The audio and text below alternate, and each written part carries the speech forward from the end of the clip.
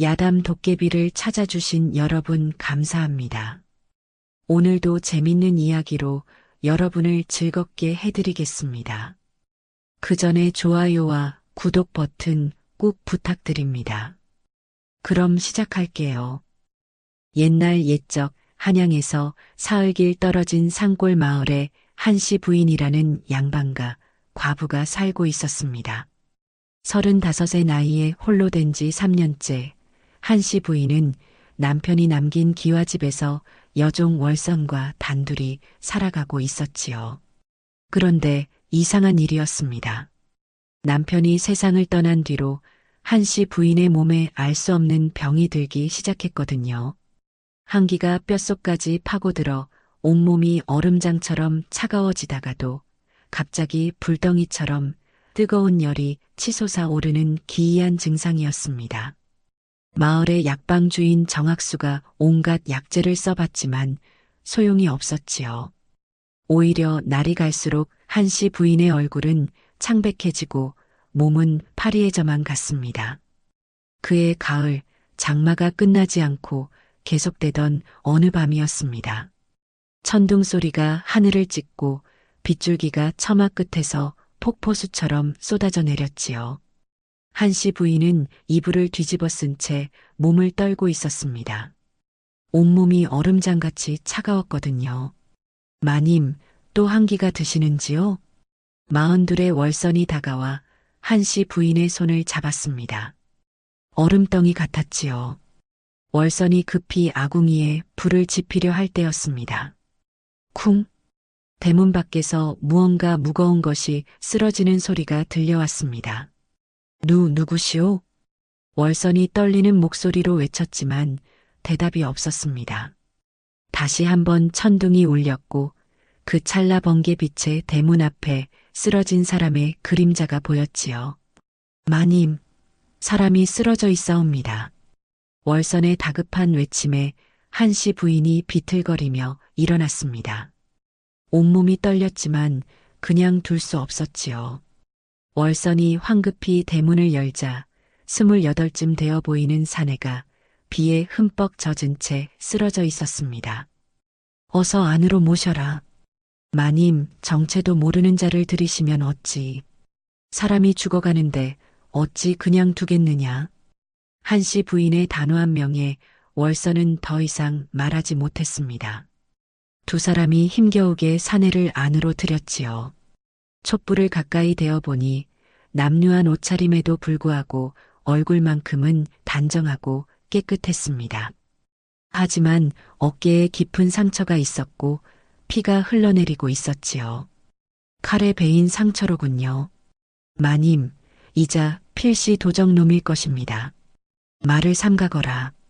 어찌되었든 먼저 살려야 하지 않겠느냐?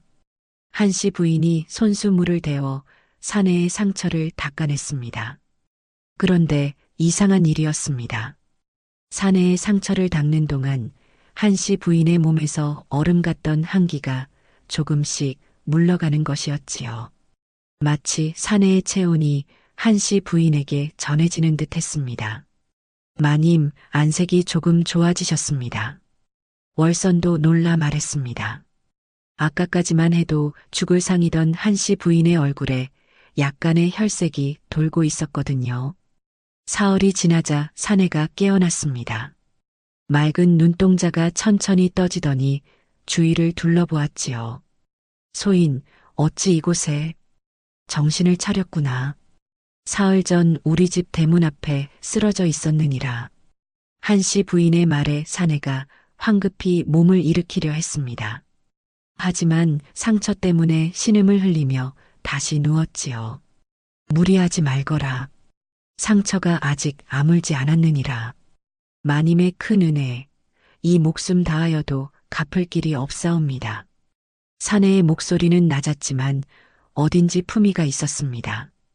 월선은 고개를 갸웃거렸지요. 떠돌이치고는 말투가 너무 고상했거든요.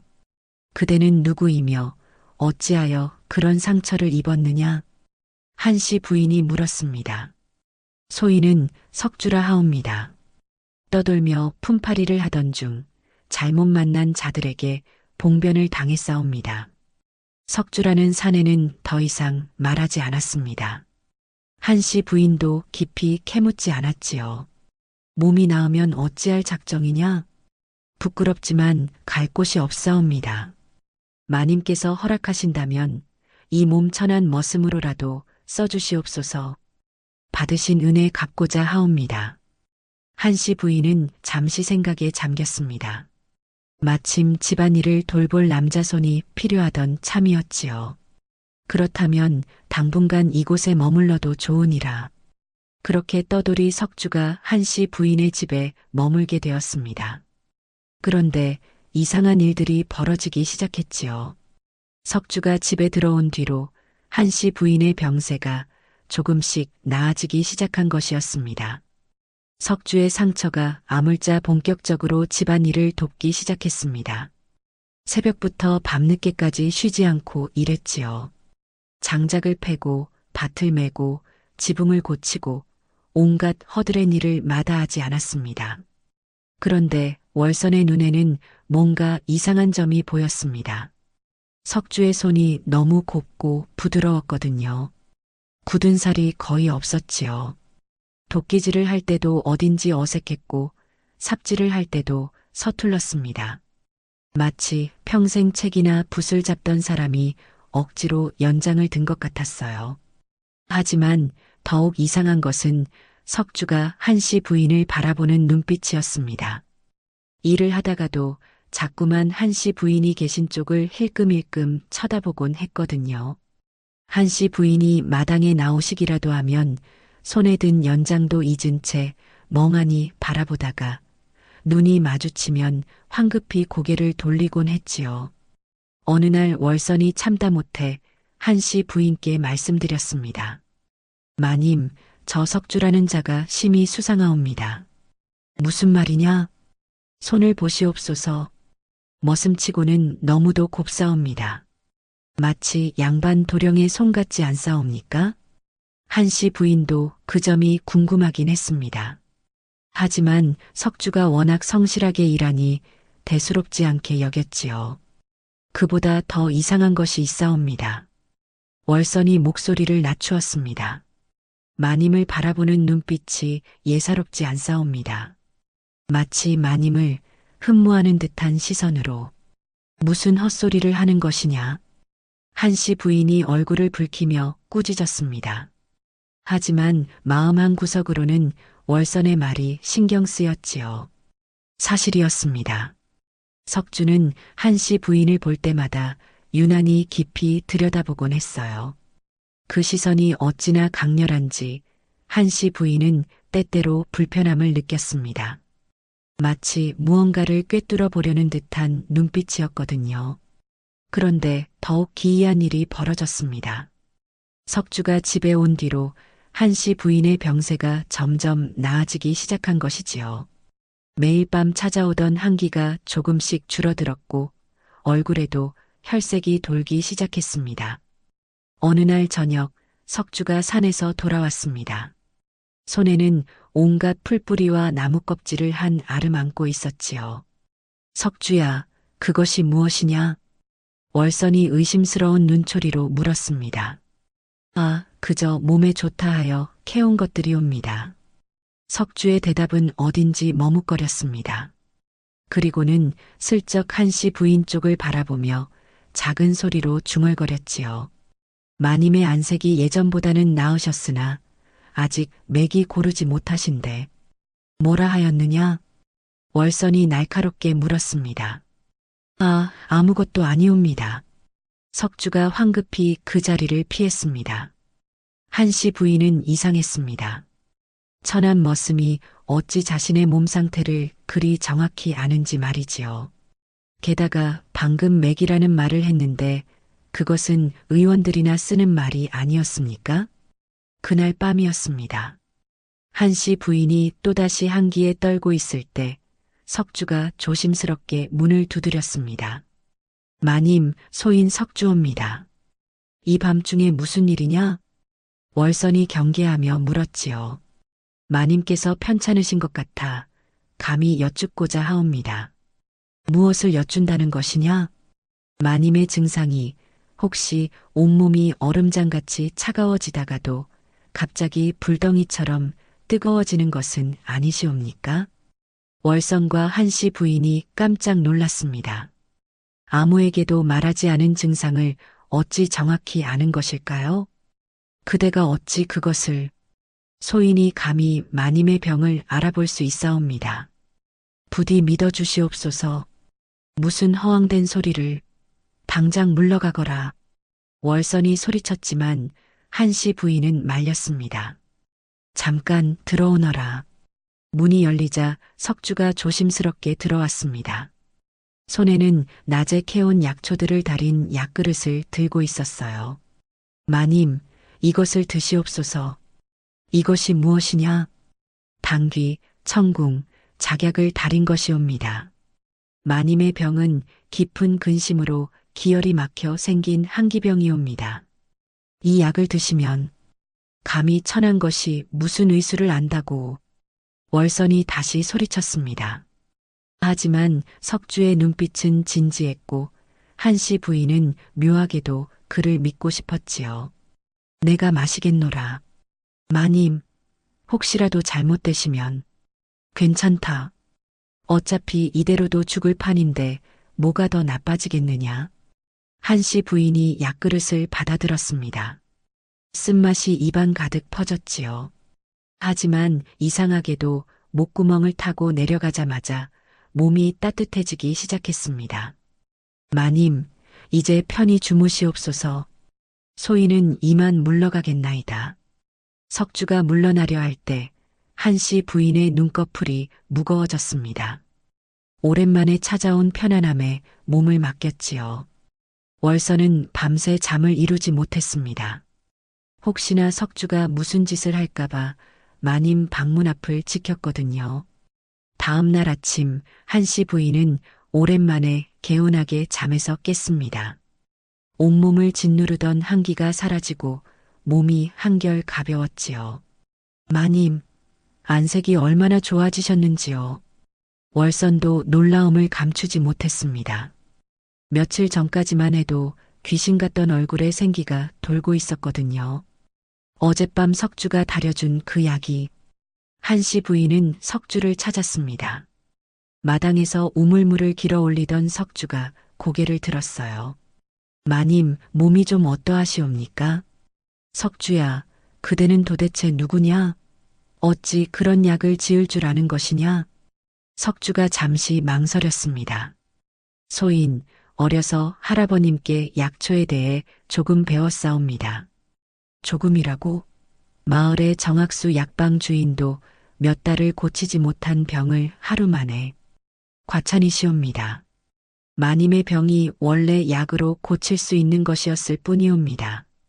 석주의 대답은 여전히 모호했지만 한씨 부인은 더 이상 캐묻지 않았습니다. 워낙 몸이 좋아졌거든요. 그날부터 석주는 매일 저녁 한씨 부인에게 약을 다려 가져다 주었습니다. 그런데 이상한 일이 더 생겼지요. 약을 건네기 전에 반드시 한씨 부인의 손목을 잡고 한참을 가만히 있곤 했습니다. 석주야, 그대는 지금 무엇을 하는 것이냐? 맥을 살피는 것이옵니다. 마님의 기혈이 어떻게 흐르는지 보아야 약을 제대로 지을 수 있사옵니다. 맥이라, 그대가 정말 의원이었느냐? 아니옵니다. 다만 할아버님께서 조금 가르쳐 주신 것 뿐이옵니다. 석주는 매번 이렇게 얼버무렸습니다. 하지만 석주가 손목을 잡을 때마다 한씨 부인은 묘한 기분을 느꼈지요. 석주의 손길은 차분하고 정확했습니다. 마치 수십 년 의술을 익힌 명의처럼 말이에요. 한씨 부인의 병세는 날로 좋아졌습니다. 한 달 전까지만 해도 일어나기조차 힘들었는데 이제는 마당을 거닐 수 있을 정도가 되었지요. 마을 사람들도 놀라워했습니다. 아니, 죽을 상이던 한씨 부인이 어찌 저리 건강해지셨나? 듣자니 집에 젊은 머슴을 들였다던데. 젊은 머슴이라 과부댁의 젊은 남자라. 수군거리는 소리가 들려왔지만 한씨 부인은 신경 쓰지 않았습니다. 건강을 되찾은 것이 너무 기뻤거든요. 하지만 월서는 여전히 의심을 거두지 않았습니다. 특히 석주가 밤마다 한씨 부인의 방을 드나드는 것이 못마땅했지요. 마님, 아무리 생각해도 저자가 수상하옵니다. 무슨 말이냐? 밤마다 마님 방에 드나들지 않사옵니까? 약을 드린다지만 한 시즌이나 되도록 방에 머무는 것이 온당치 못하옵니다. 약을 다리고 맥을 살피는데 시간이 걸리는 것이 당연하지 않겠느냐? 혹시라도 마님과 저자가 말을 삼가거라. 한씨 부인이 얼굴을 붉히며 소리쳤습니다. 하지만 속으로는 월선의 말이 마음에 걸렸지요. 사실 석주는 단순히 약만 드리는 것이 아니었습니다. 가끔씩 한씨 부인의 등이나 팔의 특정 부위를 손가락으로 꾹꾹 눌러주곤 했거든요. 마님, 이곳을 누르면 막힌 기혈이 풀리옵니다. 그러냐? 한씨 부인은 얼굴이 화끈거렸습니다. 과부의 몸에 젊은 남자의 손길이 닿는다는 것이 부끄러웠거든요. 하지만 석주의 손길은 언제나 정확하고 담담했습니다. 조금의 사심도 느껴지지 않았지요. 그런데 정말로 신기한 일이었습니다. 석주가 손가락으로 누르는 곳마다 막혀있던 무언가가 뻥 뚫리는 느낌이 들었거든요. 몸이 점점 가벼워지고 혈색도 좋아졌습니다. 석주야, 그대의 손길은 참으로 신묘하구나. 정말로 할아버님께 배웠다는 것이냐? 예, 마님. 할아버님께서는 중국에서 침술을 배우신 분이셨사옵니다. 침술이라 그렇다면 그대도 침을 놓을 줄 아느냐? 석주가 잠시 말을 멈췄습니다. 예, 조금은 아옵니다. 그렇다면 어찌하여 약만 쓰고 침을 쓰지 않느냐? 침은 함부로 쓸 수 없사옵니다. 잘못하면 목숨이 위태로울 수 있사오니 석주의 목소리에는 깊은 조심성이 묻어 있었습니다. 그날 밤 한씨 부인은 석주에 대해 깊이 생각해 보았습니다. 분명 평범한 떠돌이가 아니었어요. 말투며 행동거지며 교양이 느껴졌거든요. 게다가 의술 실력은 마을의 약방 주인보다 훨씬 뛰어났지요. 석주는 도대체 누구일까? 왜 자신의 정체를 숨기는 것일까? 하지만 한씨 부인은 캐묻지 않기로 했습니다. 누구든 말하고 싶지 않은 과거가 있을 테니까요. 자신에게도 남편을 잃은 슬픔이라는 말 못할 과거가 있듯이 말입니다. 한 달이 지나자 한씨 부인은 완전히 건강을 되찾았습니다. 마을 사람들이 모두 놀랄 정도였지요. 그런데 이상한 소문이 돌기 시작했습니다. 한씨 부인 댁에 있는 그 머슴 말이야. 젊은 과부의 젊은 머슴이라 뭔가 있지 않겠어? 밤마다 방에 드나든다던데? 아이고, 그것 참. 마을 우물가에서 여인네들이 수군거렸습니다. 소문은 눈덩이처럼 불어나 마을 전체로 퍼져나갔지요. 그 소문이 정학수의 귀에도 들어갔습니다. 정학수는 마을에서 유일한 약방 주인으로 자신의 실력에 대한 자부심이 대단했지요. 그런데 한씨 부인의 병을 자신은 몇 달을 고치지 못했는데 떠돌이 머슴이 한 달 만에 완쾌시켰다는 소식을 듣고는 분노가 치밀어 올랐습니다. 말도 안 되는 소리. 내가 고치지 못한 병을 천한 머슴이 고쳤다니. 정학수는 약방 안을 서성이며 이를 갈았습니다. 필시 무슨 수작이 있을 것이다.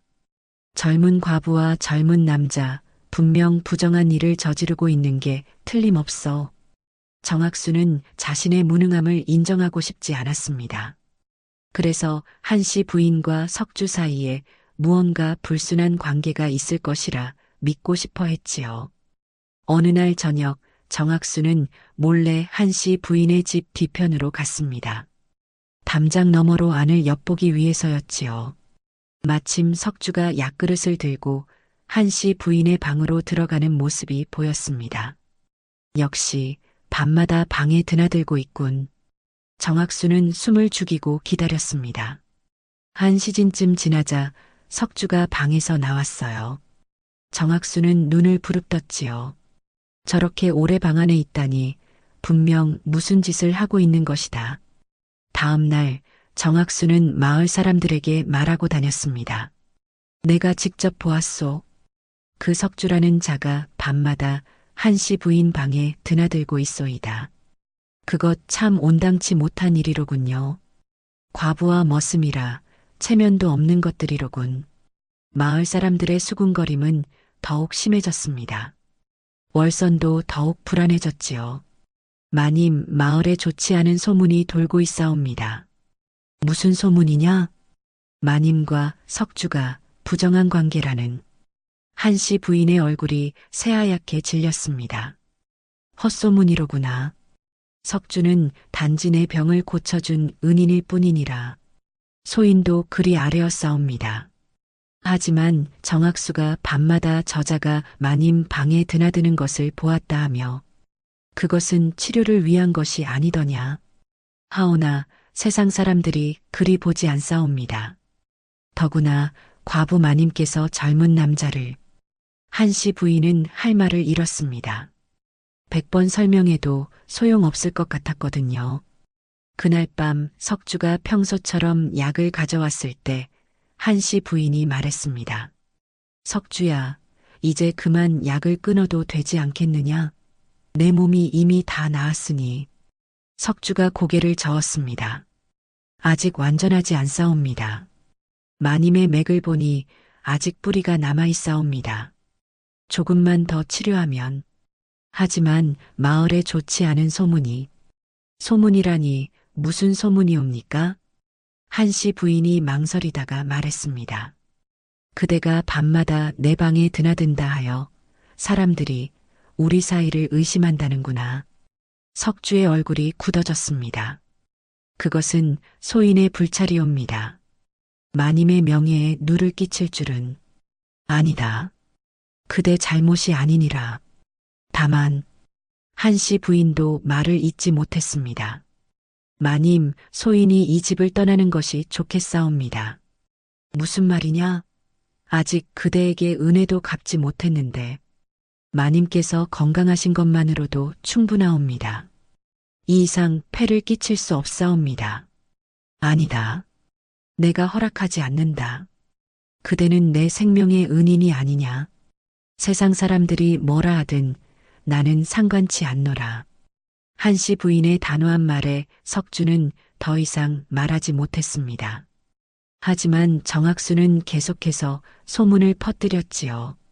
자신의 자존심을 지키기 위해서라도 석주를 떠돌이 사기꾼으로 만들어야 했습니다. 한씨 부인이 저자에게 홀린 것이 분명하오. 아마도 무슨 요사한 약이라도 먹인 게 아니겠소? 그렇겠구려. 아무리 그래도 과부가 머슴과 그런 짓을 하다니. 마을 사람들의 시선은 점점 차가워졌습니다. 어느 날 한씨 부인이 시장에 나갔을 때 여인네들이 힐끔힐끔 쳐다보며 수군거렸지요. 저분이 그 머슴과. 쯧쯧 양반 채통도 없이. 한씨 부인은 얼굴을 붉히며 황급히 집으로 돌아왔습니다. 눈물이 주르륵 흘러내렸지요. 마님 괜찮으시옵니까? 석주가 걱정스러운 얼굴로 다가왔습니다. 석주야 미안하구나. 그대 때문에 내가 이런 수모를 당하는 것이 아니라 내 때문에 그대가. 마님, 소인은 괜찮사옵니다. 다만 마님께서 이런 고통을 받으시니. 두 사람은 말없이 서 있었습니다. 담장 너머로 석양빛이 길게 드리워졌지요. 정학수는 증거를 찾기로 마음먹었습니다. 한씨 부인과 석주 사이에 부정한 일이 있다는 확실한 증거를 찾아야 한다고 생각했지요. 그래야 자신이 병을 고치지 못한 것에 대한 변명이 될 테니까요. 어느 날 밤 정학수는 다시 한씨 부인의 집 뒤편으로 갔습니다. 이번에는 더 가까이 방문역까지 다가갔지요. 석주가 약그릇을 들고 한씨 부인의 방으로 들어갔습니다. 정학수는 숨을 죽이고 귀를 기울였어요. 마님, 오늘은 침을 놓아야 할 것 같사옵니다. 침이라니? 예, 마님의 혈자리가 아직 완전히 풀리지 않았사옵니다. 약으로는 한계가 있사오니 그렇다면 어찌하면 되느냐? 등의 혈자리에 침을 놓아야 하옵니다. 실례가 되겠사오나 정학수는 눈이 휘둥그레졌습니다. 등에 침을 놓는다고? 그렇다면 옷을 하지만 안에서 들리는 소리는 정학수의 상상과 달랐습니다. 아프지는 않겠지요? 전혀 아프지 않사옵니다. 잠시만 가만히 계시옵소서. 그리고 한참 동안 아무 소리도 들리지 않았습니다. 정학수는 더욱 의심이 들었지요. 저렇게 조용한 것이 더 수상하다. 사실 안에서는 석주가 조심스럽게 한씨 부인의 등에 침을 놓고 있었습니다. 석주의 손놀림은 정확하고 빨랐지요. 마치 수백 번도 더 해본 것처럼 말입니다. 마님, 이제 기혈이 원활히 흐를 것이옵니다. 석주야, 그대의 솜씨는 참으로 신묘하구나. 정말로 할아버님께 배웠다는 것이냐? 석주가 잠시 침묵했습니다. 예, 할아버님께서는 중국 황실에 어이셨사옵니다. 뭐라? 어이라니. 한씨 부인이 깜짝 놀랐습니다. 밖에서 엿듣던 정학수도 귀를 쫑긋 세웠지요. 하오나 어찌된 일로 그런 높으신 분의 손자가 말씀드리기 부끄럽사오나 할아버님께서 영모에 연루되었다는 누명을 쓰시고 석주의 목소리가 떨렸습니다. 일가가 몰살당할 뻔했으나 소인만 간신히 도망쳐 나왔사옵니다. 그 뒤로 떠돌며 그렇구나. 참으로 기구한 사연이로구나. 한씨 부인의 목소리에 연민이 묻어났습니다. 밖에서 듣던 정학수는 코웃음을 쳤습니다. 황실의 어의 손자라니 터무니없는 거짓말을. 정학수는 더욱 확신했습니다. 석주가 한씨 부인을 속이고 있다고 말이지요. 다음 날 정학수는 마을 어른들을 찾아갔습니다. 어르신네, 큰일이옵니다. 무슨 일인가? 한씨 부인 댁에 그 멋은 말이옵니다. 제가 직접 들으니 황실 어이의 손자라는 허황된 거짓말을 하고 있사옵니다. 황실 어이의 손자라니? 그것 참 엉터리 같은 소리로군. 뿐만 아니라 밤마다 한씨 부인의 방에서 옷을 벗기고 정학수는 자신이 들은 것을 과장해서 말했습니다. 뭐라? 그것이 사실인가? 제가 직접 들었사옵니다. 침을 놓는다며 옷을 벗기고 마을 어른들의 얼굴이 굳어졌습니다. 그것은 온당치 못한 일이로군.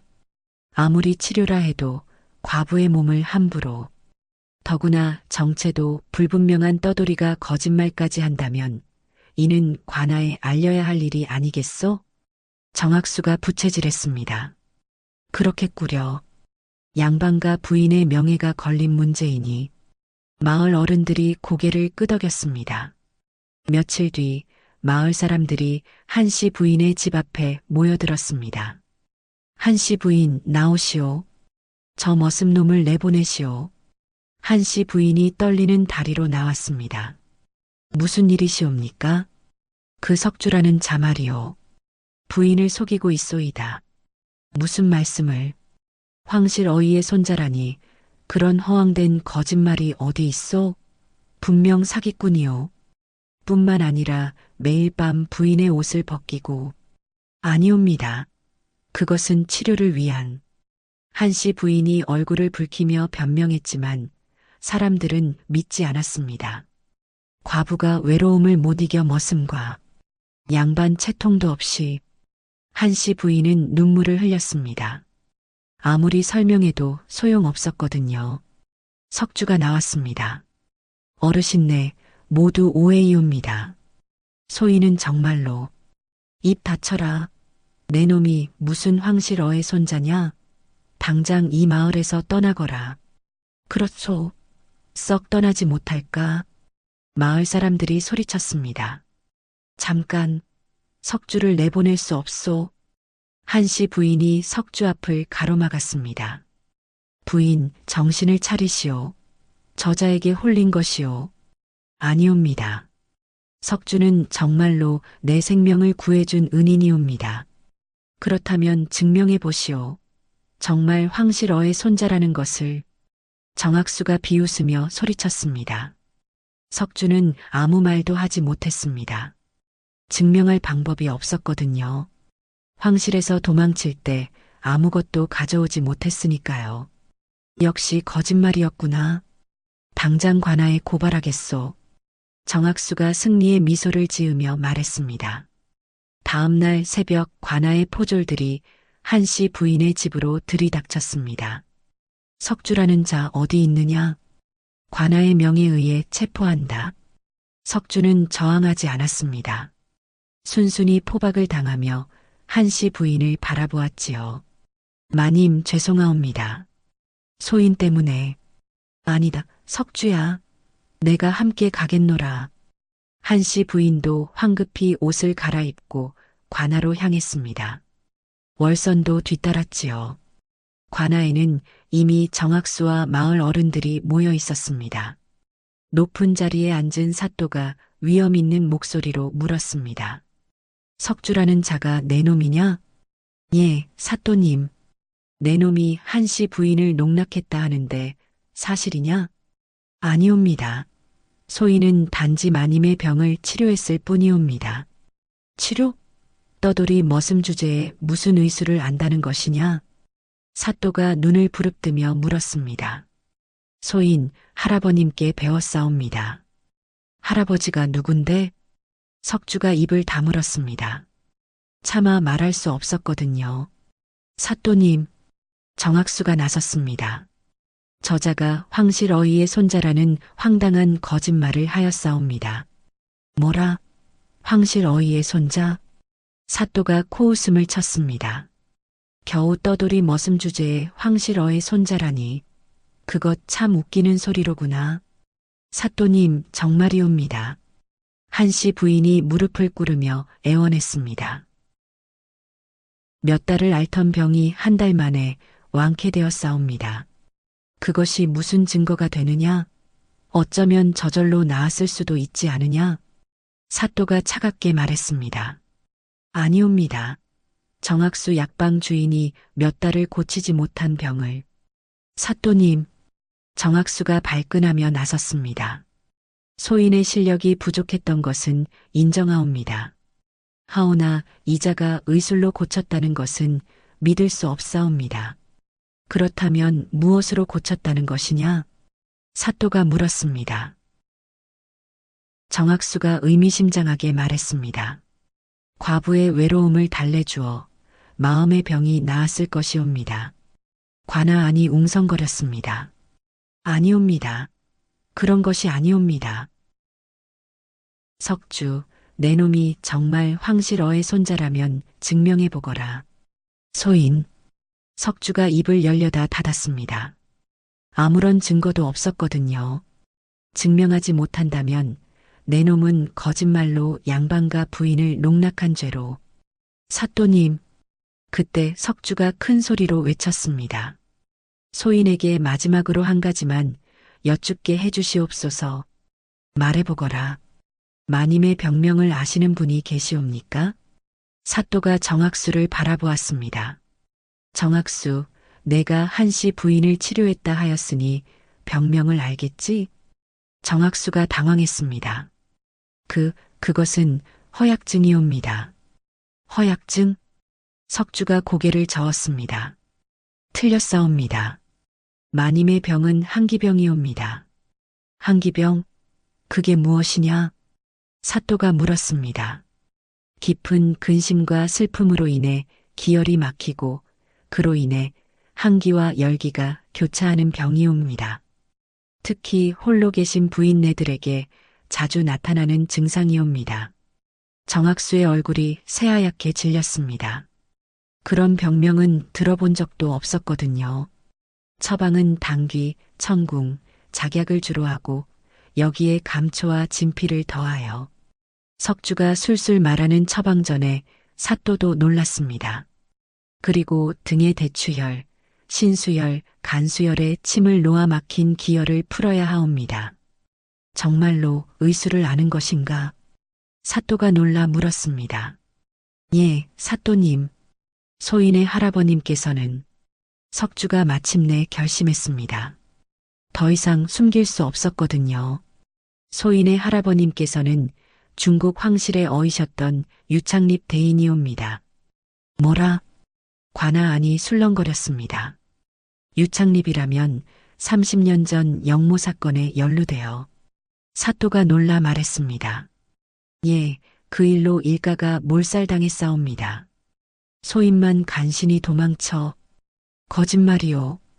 정학수가 소리쳤습니다. 아무나 유명한 이름을 대면서 거짓말을. 거짓말이 아니옵니다. 석주가 품을 뒤졌습니다.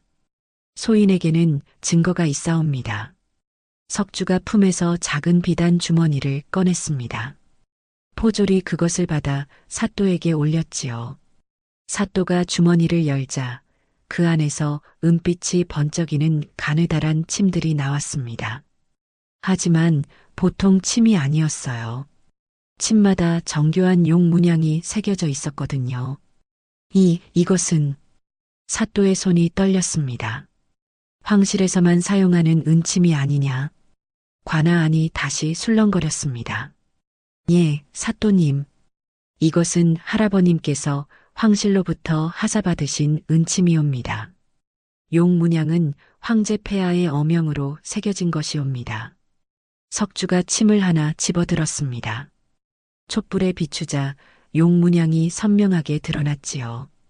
그리고 이것은 석주가 다시 품을 뒤져 낡은 책자를 꺼냈습니다. 할아버님께서 직접 쓰신 의서이옵니다. 사또가 책을 펼쳐보았습니다. 첫 장에는 이렇게 적혀 있었지요. 황실어의 유창립, 침술 비금. 그리고 그 아래 작은 글씨로 내 손자 석주에게 이 의술을 전하노라. 비록 우리 가문이 몰락했으나 이 의술만은 끝까지 살려 백성을 구하라.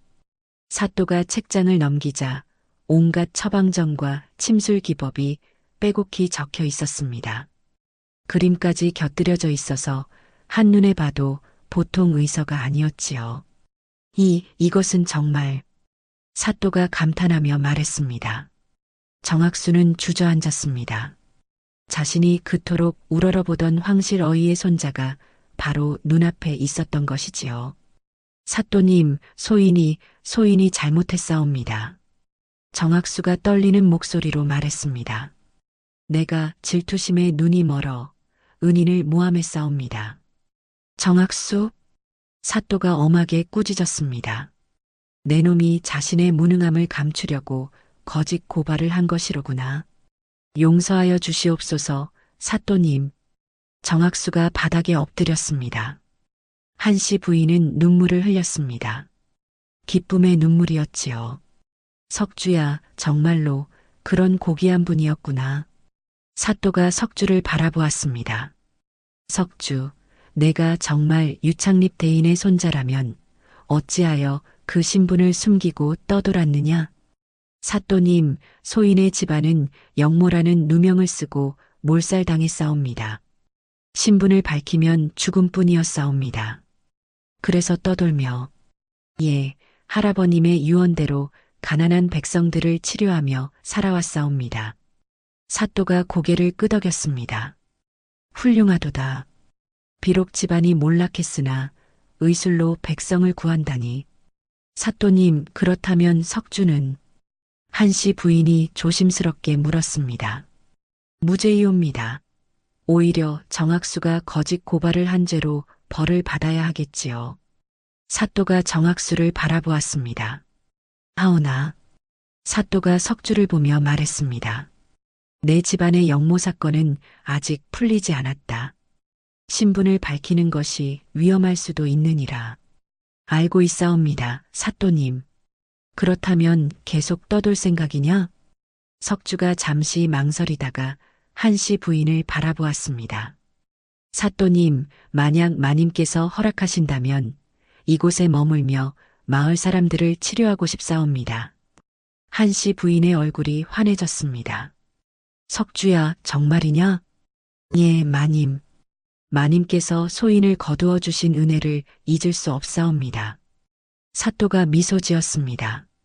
좋도다. 그렇다면 이 마을에 훌륭한 의원이 생기는구나. 관할을 나서는 석주와 한씨 부인을 마을 사람들이 기다리고 있었습니다. 소문을 듣고 몰려온 것이지요.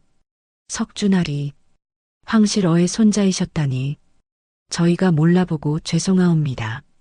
사람들이 고개를 숙였습니다. 석주는 담담하게 웃으며 말했습니다. 어르신네, 소인은 여전히 떠돌이일 뿐이옵니다. 다만 아는 것이 있으니 마을을 위해 쓰고자 하옵니다. 정학수도 석주 앞에 무릎을 꿇었습니다. 석준아리, 이 못난 놈을 용서해 주시옵소서. 일어나시옵소서. 정주인 어른. 석주가 정학수를 일으켜 세웠습니다.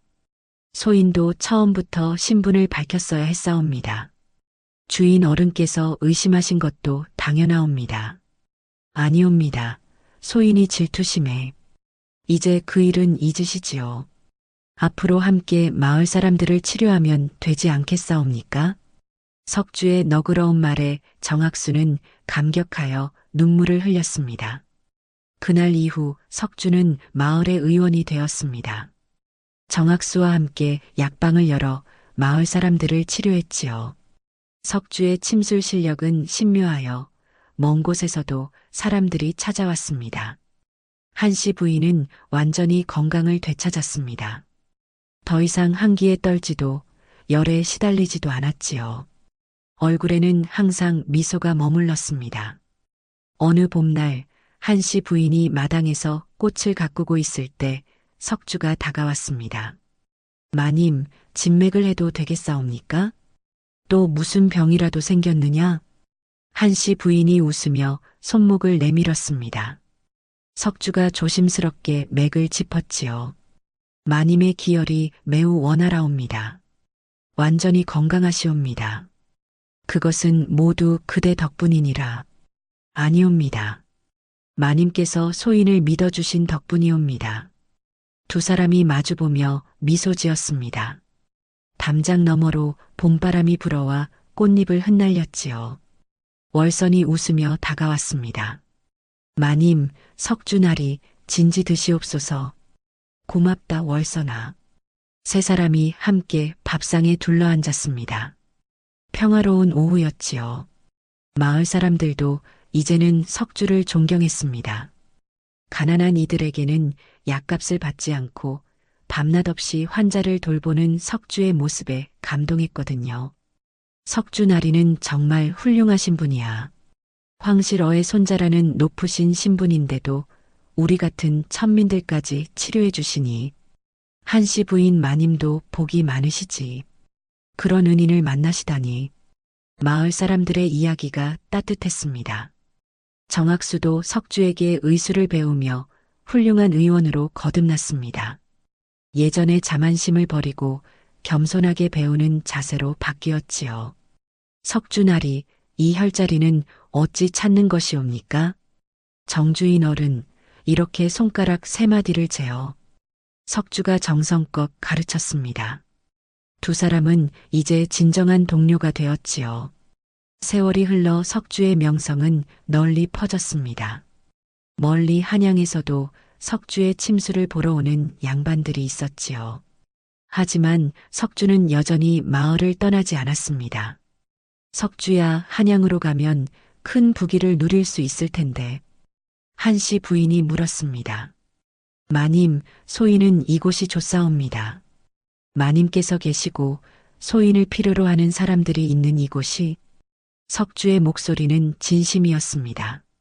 한씨 부인은 가슴이 따뜻해졌습니다. 석주가 자신을 위해 이곳에 남아준다는 것을 알았거든요.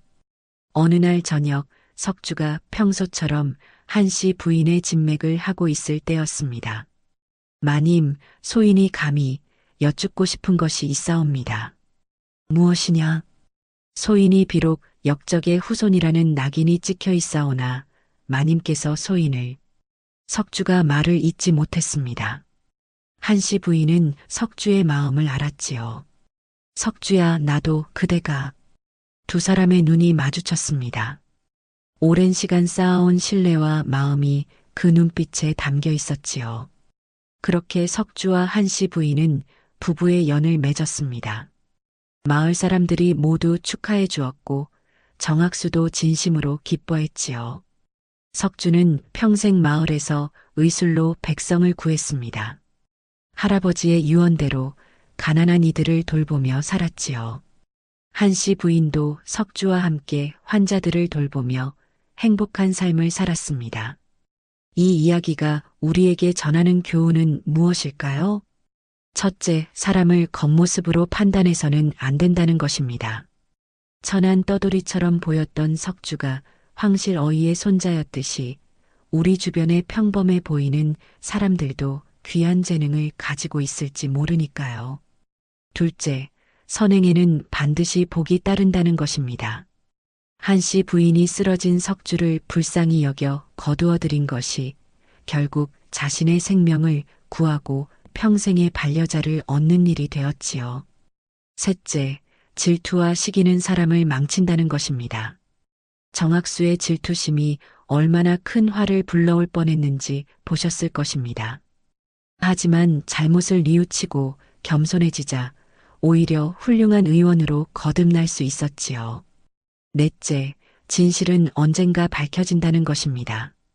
아무리 의심과 오해를 받아도 진심으로 선을 행하면 반드시 인정받게 됩니다. 마지막으로 재능은 자신을 위해서가 아니라 남을 위해 쓸 때 진정한 가치가 있다는 것입니다. 석주는 황실 어이의 손자라는 높은 신분이었지만 그 의술을 가난한 백성을 구하는 데 썼지요. 옛사람들은 말했습니다. 덕불고 필요린 덕이 외로우면 반드시 이웃이 있다고요. 선한 마음으로 살아가면 반드시 좋은 인연을 만나게 된다는 뜻이지요. 여러분도 어려운 이웃을 보시거든 따뜻한 손길을 내밀어 주시기 바랍니다. 그 작은 친절이 언젠가 여러분에게도 큰 복으로 돌아올 것입니다. 세상에는 아직도 많은 이야기들이 숨어 있습니다. 다음에도 흥미로운 야담으로 찾아뵙겠습니다.